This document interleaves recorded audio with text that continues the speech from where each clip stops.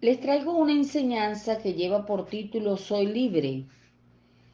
Esta es una enseñanza que debemos aplicar todos los días de nuestra vida porque somos libres. Somos libres y bueno, voy a enseñarles de qué somos libres y por qué somos libres. Esta enseñanza consta de 5 partes que quiero compartirles y espero que cada uno de ustedes la escuche con detenimiento, vaya a las citas bíblicas, las estudie, las aprenda y las aplique. Porque la idea de aprender la palabra de Dios es aplicarla a nuestras vidas. Bueno, la primera, la primera parte es somos libres de culpa. Eso está en Romanos 8, 1 y 2. Número 2, somos libres de la muerte eterna. Eso está en Romanos 6, 23. Número 3, somos libres del temor. Eso está en segunda de Timoteo 1, 7. Número 4, somos libres para acercarnos a Dios. Eso está en Hebreos 10, 20. Número 5, fuimos liberados del dominio del pecado. Bueno, vamos a orar. Padre, en este momento pongo delante de ti esta enseñanza. Te ruego, amado Espíritu Santo, que seas tú dirigiendo nuestras vidas, tomando el control y llenándonos de tu sabiduría, de tu conocimiento, para entender tu palabra y para ponerla por obra. En el poderoso nombre de Jesús. Amén. Bueno, el primer punto, somos libres de culpa. Vamos a leer Romanos 8, 1, 2. Dice, ahora pues, ninguna condenación hay para los que están en Cristo Jesús, los que no andan conforme a la carne, sino conforme al Espíritu. Porque la ley del Espíritu de vida en Cristo Jesús me ha librado de la ley del pecado y de la muerte. Ya nosotros somos liberados del pecado y de la muerte. Ahora, aquí en esta parte vamos a desglosar un poquito lo que es condenación, lo que es lo que están en Cristo, lo que es el Espíritu, lo que ha hecho el Espíritu y lo que es la muerte. Vamos a desglosarlo un poquito para que entendamos este versículo. En Romanos 14:10, cuando habla de la condenación, ¿verdad? Dice, pero tú, ¿por qué juzgas a tu hermano? ¿O tú también por qué menosprecias a tu hermano? Porque todos compareceremos ante el tribunal de Cristo. Cada uno de nosotros, cada uno, todos los seres humanos, cristianos o no, vamos a comparecer ante el tribunal de Cristo. No estamos puestos para juzgar, sino más bien para procurar la santidad, la obediencia, porque vamos a ir a la presencia de Dios y vamos a ser juzgados. Pero ya sabiendo que ya el Señor nos ha librado de la condenación. Fíjense lo que dice en Apocalipsis 20:12, dice, y vi a los muertos grandes y pequeños de pie ante Dios, y los libros fueron abiertos, y otro libro fue abierto, el cual es el libro de la vida, y fueron juzgados los muertos por las cosas que estaban escritas en los libros según sus obras. Cada uno de nosotros va a ir a la presencia de Dios, vamos a ser juzgados por todas las cosas que hemos hecho aquí en la tierra. Pero para los que conocemos al Señor, para los que hemos aceptado a Cristo como nuestro Señor y Salvador, ya Él nos ha librado de la condenación. ¿Por qué? Porque Él ha borrado nuestros pecados. Todos los pecados han sido borrados por su gracia, por su misericordia. Fíjense lo que dice Primera de Corintios 1:30. Dice, por medio de Él, ustedes pertenecen a Jesucristo, quien se ha convertido en la sabiduría de Dios para nosotros. Por medio de Cristo, Dios nos aprueba, nos santifica y nos libra del pecado. Ya el Señor ya nos aprobó ya Dios nos aprobó por medio de Jesucristo, porque Él mismo es el que nos va a santificar, el que nos limpia y nos libra del pecado. Ya somos limpios del pecado cuando vivimos en santidad, por supuesto, no cuando pecamos a conciencia, cuando pecamos porque, bueno, Dios me va a perdonar, ya Dios me perdonó y sigo llevando una vida cotidiana, una vida normal.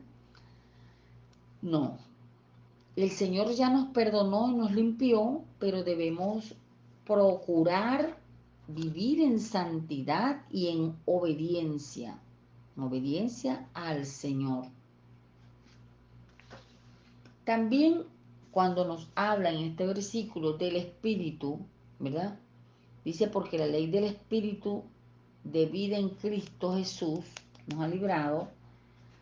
Vámonos a ver qué hizo el Espíritu por nosotros. Vámonos a Romanos 8:11. Dice, Dios resucitó a Jesús de la muerte.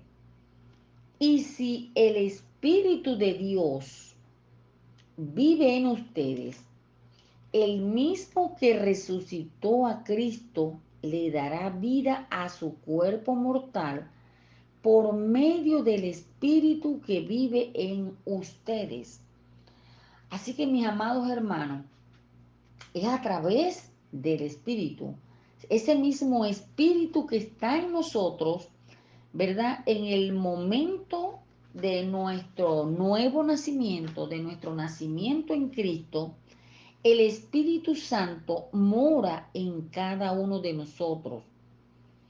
Y ese mismo Espíritu que resucitó a Jesús de entre los muertos, ese mismo Espíritu Santo es el que nos va a nosotros a vivificar, a resucitar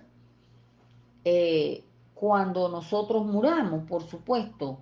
Pero también nuestros cuerpos van a ser vivificados, nuestro espíritu también va a ser vivificado. El Espíritu Santo también es el que nos llena, nos empodera.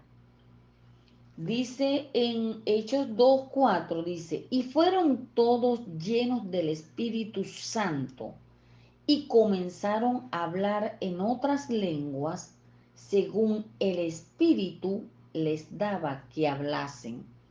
El mismo Espíritu Santo es el que nos va a empoderar, es el que nos va a llenar. Y cuando en el pasaje de Romanos 8:1-2 habla de muerte, ¿verdad? Porque dice que la ley del pecado, dice, Jesús me ha librado de la ley del pecado y de la muerte. Esta muerte se refiere a la muerte espiritual. Cuando nosotros estábamos condenados a muerte, porque dice la palabra que la paga del pecado es muerte, pero la dádiva de Dios es vida en Cristo Jesús, el regalo de Dios. Entonces, cuando habla de muerte, se refiere a la muerte espiritual. En Romanos 8:13 dice, porque si vivís conforme a la carne, moriréis. Mas si por el Espíritu hacéis morir las obras de la carne, viviréis. Entonces, la muerte que se refiere aquí es la muerte espiritual, cuando lógicamente vivimos obedeciendo nuestros deseos carnales. Esto trae muerte. Pero cuando nosotros sometemos aún nuestra carne, nuestra voluntad, vamos a ser vivificados, viviremos por el Espíritu, nos dice la palabra. Y quiero leerles esta nota de lo que es muerte espiritual. En resumen, la muerte espiritual es el estado del hombre natural o no regenerado que aún se halla en sus pecados, ajenos a la vida de Dios y sin el Espíritu. La muerte espiritual se prolonga más allá de la muerte del cuerpo y es un estado de separación eterna de Dios en sufrimiento consciente. Es lo que se llama la muerte segunda. Eso es la muerte espiritual, es la separación, una separación de Dios. Cuando no queremos saber nada de Dios, ocurre la muerte espiritual. Lógicamente, el Señor Jesús nos ha librado de esa muerte, pero a los que permanecen haciendo la voluntad de Dios, a los que no obedecen la ley de la carne, sino la ley del Espíritu.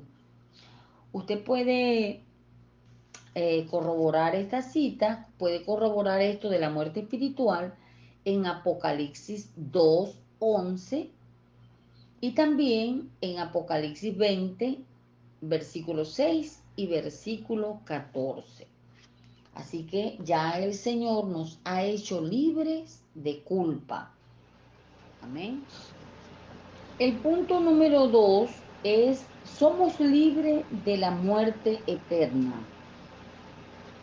Dice la palabra en Romanos 6:23, porque la paga del pecado es muerte, mas la dádiva de Dios es vida eterna en Cristo Jesús, Señor nuestro.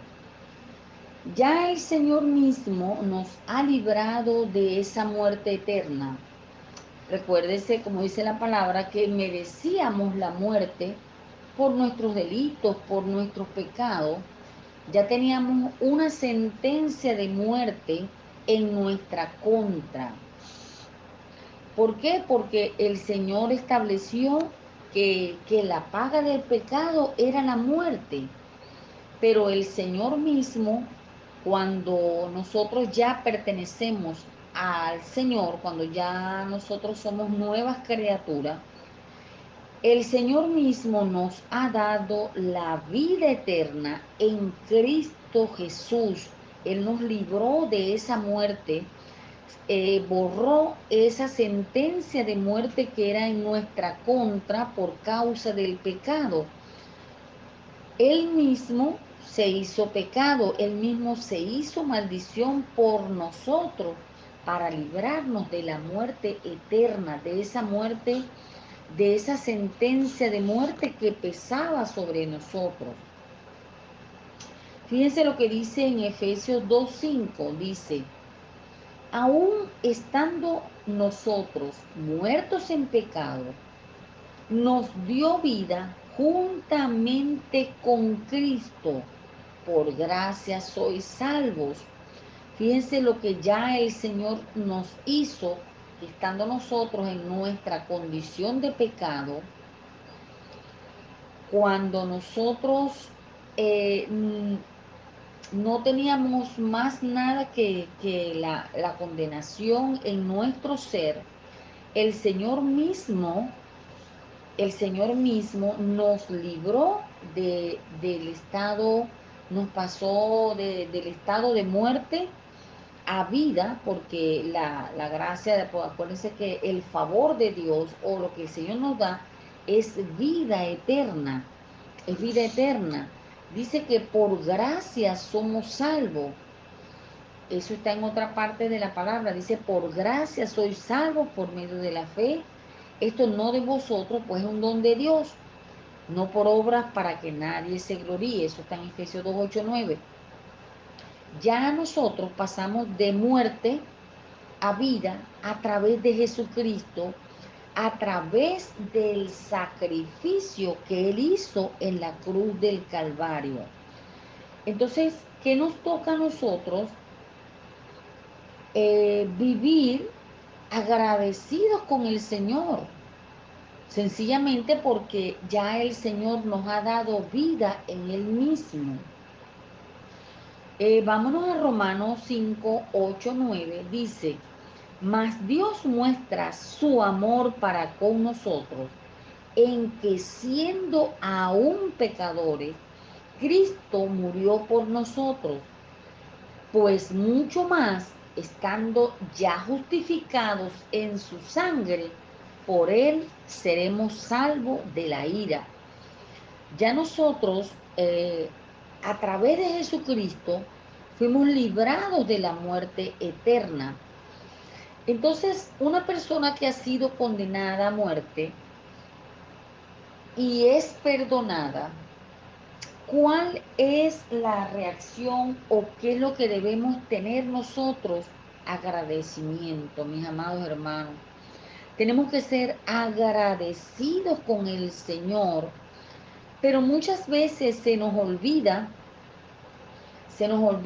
el ser agradecidos con el Señor, con ese acto que el Señor hizo, porque nada de lo que nosotros hubiésemos hecho, nada pagaría el precio por nuestros delitos y pecados, por esa condenación a muerte que pesaba sobre nosotros. Pero siendo que el Señor Jesucristo, Él mismo se dio a sí mismo, Él mismo se entregó por nosotros en la cruz del Calvario, nosotros como hijos de Dios, como coherederos con Cristo, mi amado hermano, tenemos que ser conscientes de esa obra de Jesús, de ese padecimiento que Él llevó en la cruz del Calvario, esa muerte tan horrenda, la cual, teníamos que sufrir nosotros los seres humanos que estábamos en pecado.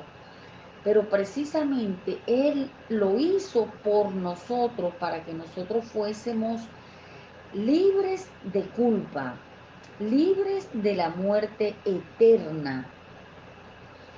Y sabiendo el Señor que no había nada que nosotros pudiéramos hacer, Él mismo Él se entregó a sí mismo para, para limpiarnos, para darnos eh, esa condición de hijos de Dios, porque el Señor nos hizo hijos de Dios a través de su muerte, nos reconcilió con el Padre. Por eso, ¿qué mayor muestra de amor esa que hizo el Señor, de que nosotros no mereciendo nada, porque éramos pecadores, no merecíamos nada más que la muerte, esa muerte que estaba predestinada para nosotros, no merecíamos nada? ¿Qué mayor muestra de amor esa que hizo Jesús en la cruz del Calvario? Se sacrificó a sí mismo como ese cordero, derramó toda su sangre por cada uno de nosotros. Entonces nosotros no es que no pecamos más, continuamente pecamos, pero vamos al Señor, confesamos nuestros pecados, le pedimos perdón al Señor, nos apartamos, clamamos a la sangre de Cristo, esa sangre que ya Él derramó por cada uno de nosotros. Y dice la palabra que el Señor nos perdona y nos limpia de todo pecado.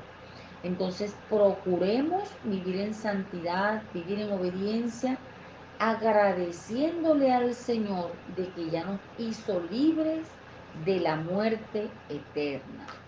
Amén. En el punto número 3, somos libres del temor. Vámonos a la palabra en segunda de Timoteo 1:7. Usted quizás se sabe este versículo, pero vamos a desglosarlo un poco para que podamos entender cómo somos libres del temor.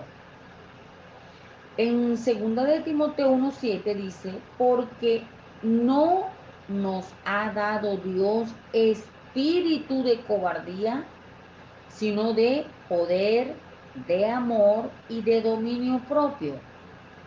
Fíjense, hermanos, si usted detalla este versículo, usted va a entender de que la cobardía es un espíritu y no un espíritu enviado por Dios.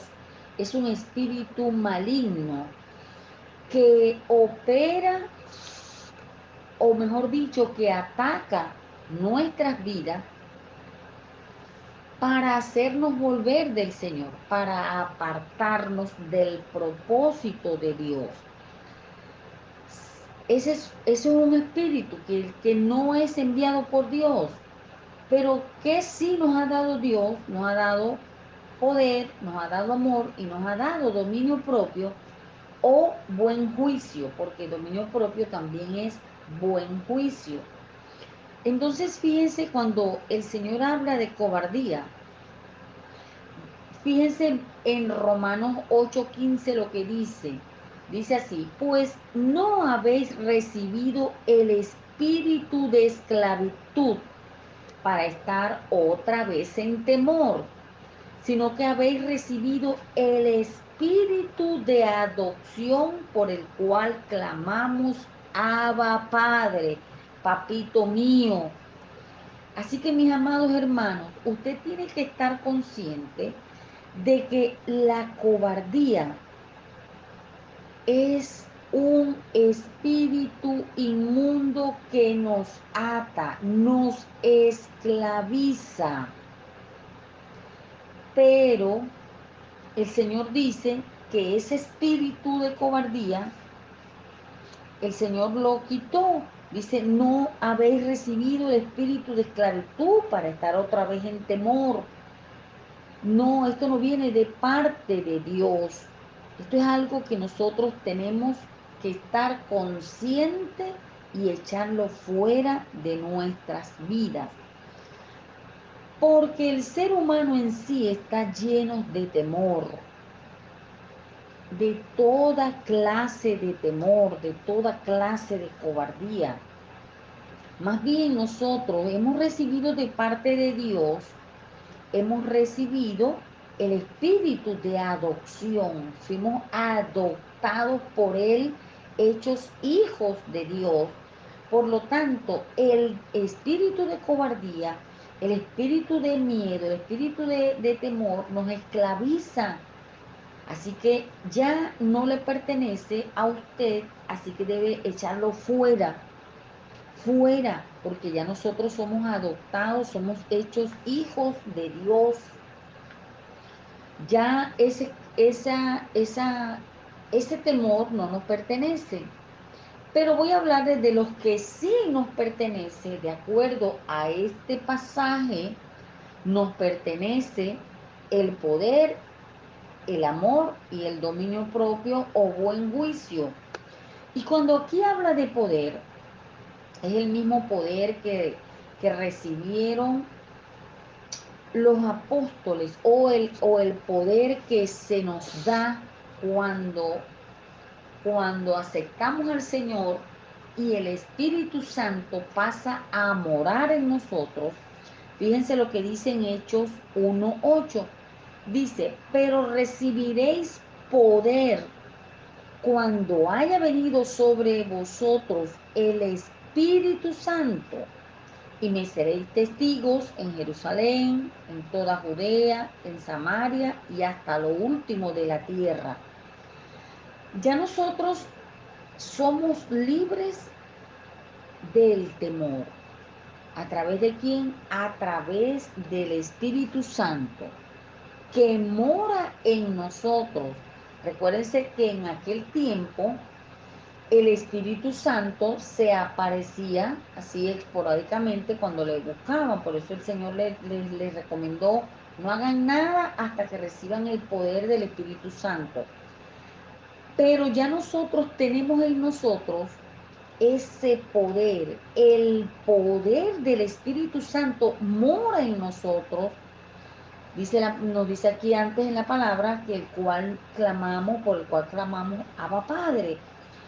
Y ya el Señor nos ha revestido de su poder y nos ha hecho sus testigos. Nosotros tenemos que ser esos testigos fieles del Señor, dar las buenas nuevas, compartir la palabra de Dios y vivir en libertad, porque a libertad fuimos nosotros llamados y el poder de Dios ya está en nosotros, en nuestras vidas. Ese es cuando aceptamos al Señor, fuimos sellados con el Espíritu Santo y en ese momento el poder de Dios está en nosotros. Solo no, lo tenemos que activar, usar. Y cuando habla de amor, ¿verdad? Dice que recibiremos poder, amor. Cuando habla de amor, ya ese amor está en nosotros. Vámonos a Juan 13:34. Dice, un mandamiento nuevo os doy, que os améis unos a otros, como yo os he amado, también os améis unos a otros. Mi amado hermano, ya el amor está en nosotros, ese amor de Dios. Pero, ¿qué tenemos que hacer? Usted puede decirme, mi hermana Eddy, a mí me cuesta amar, yo no sé amar. Ese amor ya está en nosotros, pero hay que despertarlo. Es como que está dormido ese amor, porque al tener a Jesús en nuestro corazón, al tener ese sello del Espíritu Santo en nosotros, ¿qué tenemos que hacer? Despertar, avivar ese amor, porque es un mandamiento. No es que el Señor nos aconseja, sino que nos da un mandamiento. Dice, un mandamiento nuevo os doy, que os améis unos a otros, así como Él nos amó a nosotros. Entonces, hermanos, ya nosotros tenemos la capacidad de amar, porque tenemos el dador del amor que es Cristo.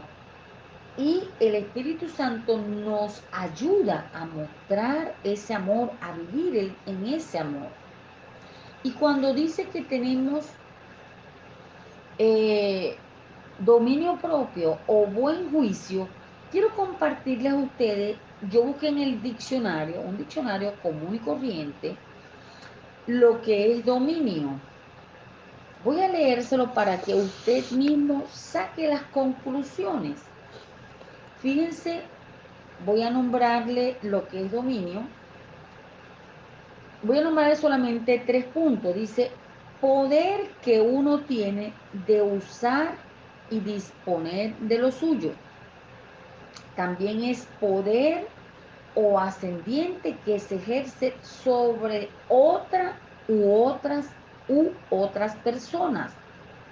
También es buen conocimiento de una ciencia, arte, idioma, etcétera.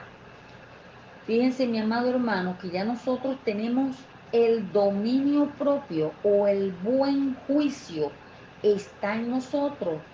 Tenemos la capacidad de disponer de lo que es nuestro. Y en Cristo Jesús, ¿qué es nuestro?